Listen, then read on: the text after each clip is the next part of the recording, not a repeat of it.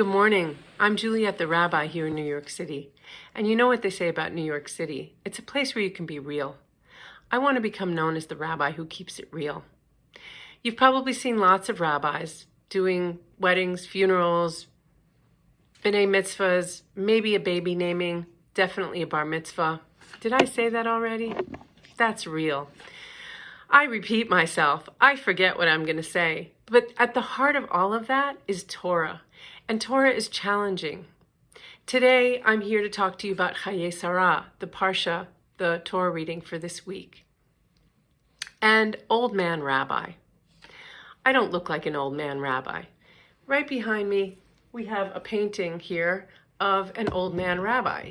If you can see it clearly, he's got this scroll, a Torah scroll, and he has a tallis over his head, and he's long white beard, and he's barefoot. Big man hands, big man feet. It's a famous artist, Ben Zion, who did this painting. You know you're getting famous, or you know you're getting known on YouTube or on social media when people start to insult you. Like, yay.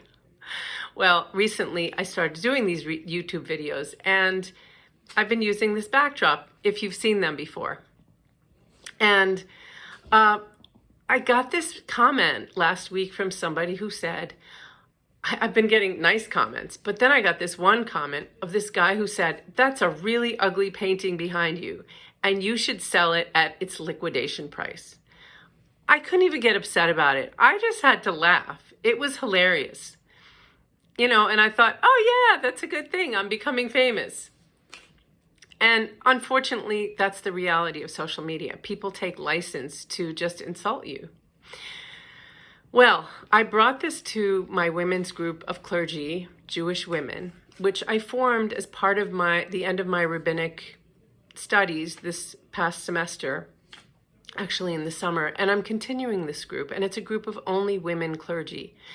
And we've been working together to create and make something new. And I had a meeting with them a few days ago, and I told them about this incident. And one of the women said, you know, Juliet, you're going to have to get rid of that painting. Like, you can't have that as your backdrop. It does not represent who you are as a rabbi. That's an old image, and it's something that we're trying so hard to fight against. And of course, this is something we've talked about in our group. And I was pretty upset because I thought, oh, I'm kind of attached to this I'm very attached to this painting. It's a painting that I saw hanging in my uncle and aunt's house growing up. And as a child, I had no context for it because I was brought up in a communist household and I knew nothing about rabbis. I had probably never seen one in real life because I never went to synagogue. Maybe I'd seen them on the street, who knows, but I didn't live in a Jewish neighborhood or a Jewish religious neighborhood. The Jews there were secular. So anyway, I was thinking about it overnight and trying to figure out, what is my future with this painting? Like, how do I deal with this? And one of the women had suggested putting a banner over, a band over it, like saying, this is banned, this is not who I am, this is not the future. And I was thinking about that, and I thought, that doesn't feel right to me. It feels like cancel culture. You all know about cancel culture. It's nasty, it's angry, and I didn't want to participate in it. I don't want to participate in it. And not only that, it's part of my heritage. My grandfather, who was not a rabbi, he wanted so badly for his grandchildren to learn to love Judaism. And as an atheist, brought up in an atheist home, it was really hard for him to imagine that could ever happen. But he tried really hard, along with my grandmother, to instill Jewish values in us. And he'd probably be laughing now to find out that, and maybe he is up in heaven, laughing, saying, wow, what an ironic thing that my granddaughter, who didn't believe in God, is doing this through becoming a rabbi, not just becoming more interested in Judaism. And so here I was thinking about it and how my grandfather would laugh at me when I was a child because I wanted to wear a yarmulke. It was just beyond his imagination that a girl could do that. So way beyond his imagination that a girl would grow up to become a woman who would become a rabbi. Wow. So I always wonder, I always marvel. And he's probably marveling at this fact. And I always marvel at the biblical character Rebecca whenever I come to this parsha, Chayei Sarah. Chayei Sarah means the life of Sarah. It's the life, it actually starts with Sarah's death. And then Abraham sends his servant to find a match. Yes, the old-fashioned word, to find a wife for his son Isaac. Remember the one he was almost going to sacrifice? That one, the one that he loves according to the Bible. So, speaking of marveling, I marvel at the strength and the faith that Rebecca has to agree to marry a man that she's never seen, to go to to a place where she's never been, to leave her family behind in a time when you probably would never return again, or might never see your family again. And how much strength and faith that took. She didn't even cry. She doesn't even protest. I mean, it's true that she doesn't have many choices in her life. Probably the choices are harlotry or marriage. Who knows if there was much in between there. Remaining an unmarried woman in her house? Maybe not such a great choice either. And when she leaves, besides her maid who comes along with her and her personal possessions, what she brings along is blessings that from her brother and from her mother. Perhaps she started with a good, solid sense of faith, and perhaps Abraham's servant's faith also feeds her, because this servant who is sent by Abraham is on a mission, and he has strict instructions from his master, Abraham, to find a woman among his family, not from the local Canaanites. And he must swear to Abraham that he will secure a woman who will agree to come with him. Not that Isaac will go live there. Absolutely under no circumstances is he allowed to do that. And if she doesn't come, then the servant is freed of his obligation. But the servant takes this obligation very seriously. He makes an oath. He prays to the God of Abraham to help him. At the same time, he knows that Abraham's God has sent an angel before him to lead the way and help him. He believes that because Abraham tells him that. The servant imagines the kind of girl that he's looking for and the conversation that will ensue. A young, beautiful, generous, well, he doesn't think about beautiful. I don't know if he thinks about her age, but he's expecting to find he's hoping to find a young woman.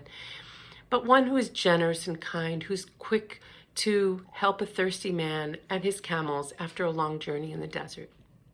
And when his prayers are fulfilled, he marvels that everything that he's imagined actually comes true. He's so excited about this that he refuses to even eat before he's told the family of his mission. They already have an inkling of why he's there, because he's taken out bracelets and nose rings and other kinds of jewelry and placed them on Rebecca while they're standing by the well, by a spring. Which kind of, when I think about it, the spring, it's of life. It's life-giving. So, the servant seems to have very deep faith. He knows that he's not alone on his journey. He knows that there's a God who cares.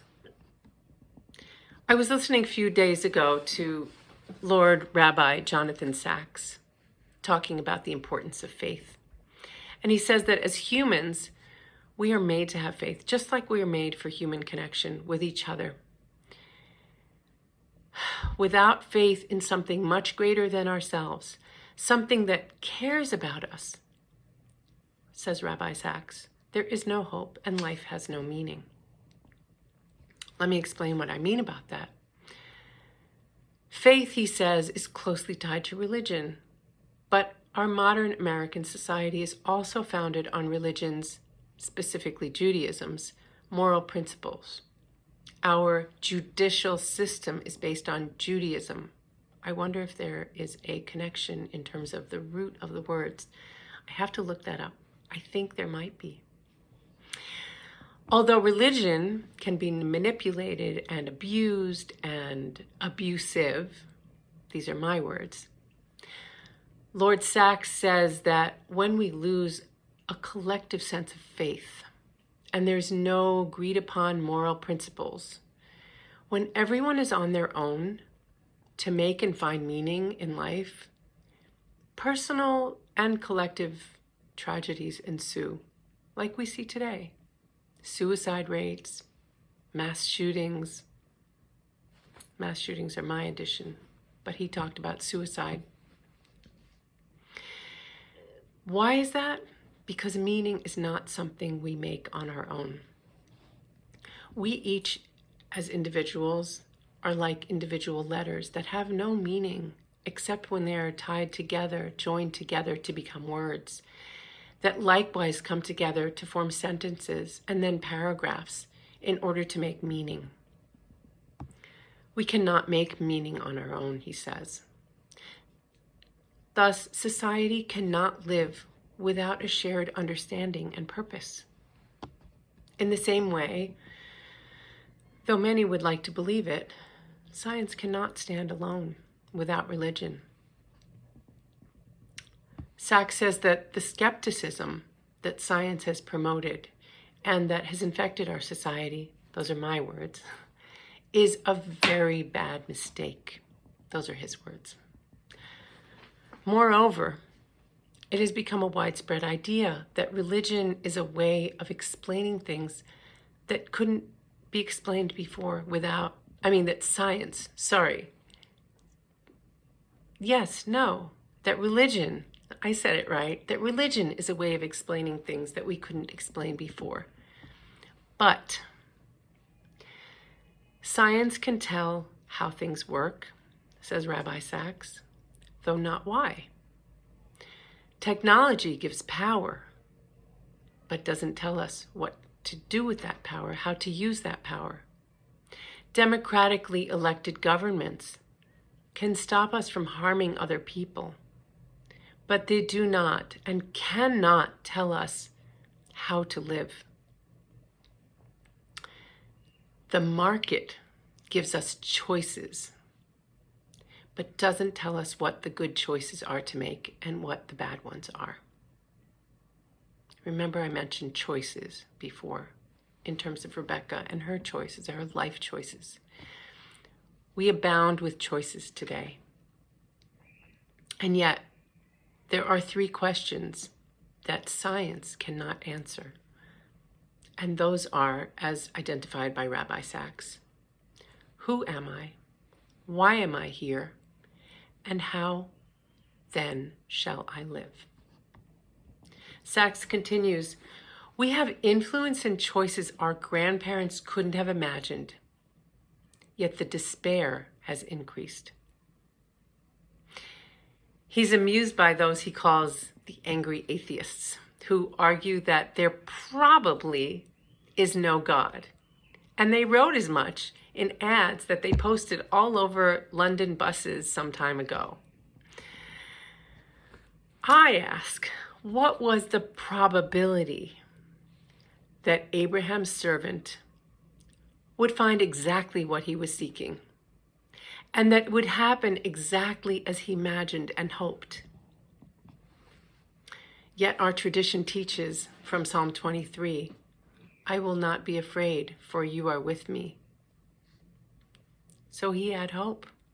I don't know if the psalm was written by then or if he ever saw that psalm, but the story tells us that he has hope. He knows. He knows that there is a God, at least one God there, accompanying him on his journey. And he knows that this God cares.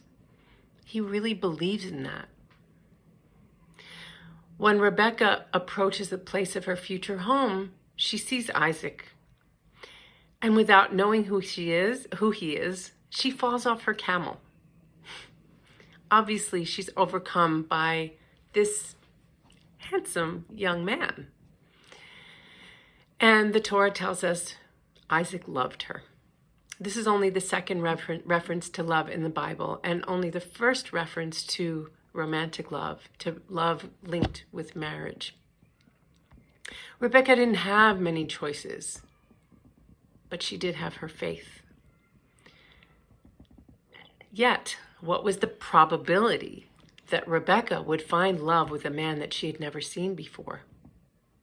Or that he would be handsome too? The possibility of love gives us hope. When we read the story, love and connection bring meaning to life. We don't know why. These things belong to a part of life whose explanation defies logic or science. Kind of the way I feel like I'm defying stereotypes and changing something old by sitting in front of this old man rabbi. These are a part of our story. My inheritance is part of my story. I inherited this painting. And this story, I am playing a part in changing. If I didn't have faith that I could make a difference in making Judaism less dogmatic, more inclusive, and egalitarian, I wouldn't bother all the work that I've done over the past 7 years, over the past 10 years, to become the person that I am going to be ordained as by January. It was a lot of work. I have to have some faith that it's worth it. And that faith is rooted in something that I believe cares about me. I have to believe this about us, that cares about us. And as my tradition teaches through our prayers, I should never be ashamed of that faith or of Judaism. Tragedy, a Greek word that has no equivalence in Hebrew, means bad things happen because of the way the world is. The universe is blind to our existence, that word says. The universe is deaf to our prayers, and it couldn't care less whether we exist or not. This is what Rabbi Sachs says. But Judaism says otherwise. And as I said last week, all the great leaders of social movements had faith. They had a deep faith. Atheists who look to them for guidance, like I always have, tend to disregard or forget this fact. While it is this faith that drove these leaders to fight for the possible, not the probable. I love the following letters, individual letters and words that are strung together by Rabbi Sachs in the following sentence.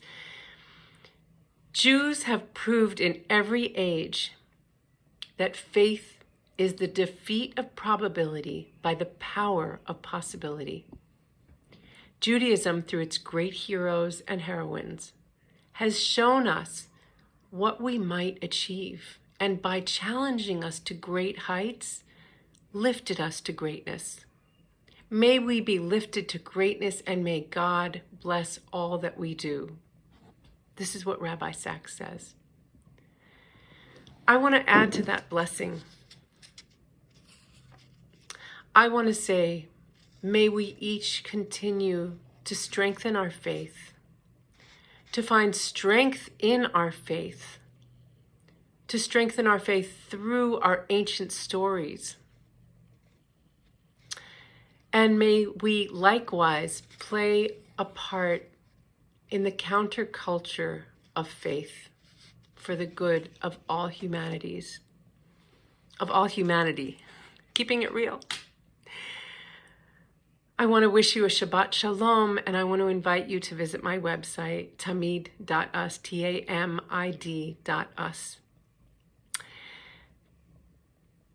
The Rabbi who keeps it real. Maybe I'm meant to be your spiritual director. You don't know what that is? Check out my website, find out. Maybe I'm meant to work with you. Maybe you need guidance in figuring out the answers to all of these questions. I wish you a Shabbat Shalom again, and until next week.